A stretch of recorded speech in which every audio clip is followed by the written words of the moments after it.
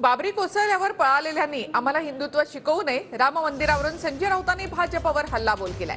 तर राऊतांनी कारसेवेतला एखादा फोटो दाखवावा असं आव्हान त्यांना गिरीश महाजन यांनी दिले।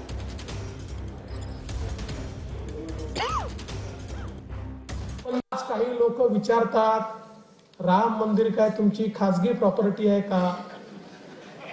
हे तेच लोक आहेत जे म्हणायचे मंदिर वही बनाएंगे लेकिन तारीख नहीं बताएंगे। अरे तुमच्या छातीवर चढून त्या ठिकाणी मंदिरही बनवलं, तारीखही सांगितली आणि 22 जानेवारीला हिम्मत असेल तर या अयोध्येमध्ये तुम्हाला देखील रामाचं मंदिर काय आहे हे दाखवू। अटलजींनी पाहिलेलं स्वप्न होतं, मोदीजींनी पूर्ण करून त्या ठिकाणी दाखवलं आणि रामाचं मंदिर त्या ठिकाणी तयार होतं। हे डरपोक सगळे बाबरीचे घुमट कोसळतात पळून जाणारे लोक आम्हाला कसले चॅलेंज करतात?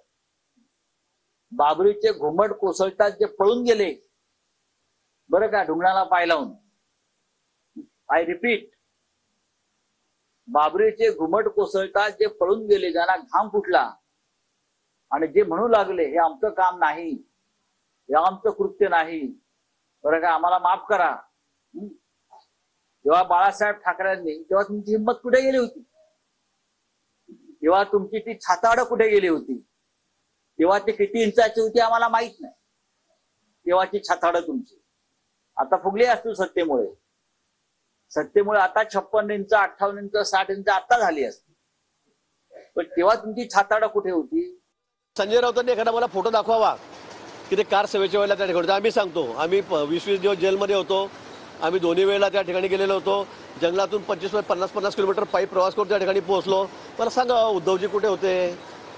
आदत त्यावेळेला फार लहान होते। संजय राऊत त्या ठिकाणी केव्हा कुठे गेलेत त्यांनी मला सांगावं की आम्ही राम मंदिराच्या या कार सेवेमध्ये आम्ही कुठेतरी त्या ठिकाणी होतो, हे त्यांनी तर दाखवावं, एखादा फोटो दाखवा। आणि म्हणून मला असं वाटतं आमची छाती मोडण्यापेक्षा तुम्ही तुमचं आता घेर मोजा, तुमचं मोजमाप घ्या आणि येणाऱ्या निवडणुकीमध्ये आपण आता काय दिवे लावतायत ते दाखवा।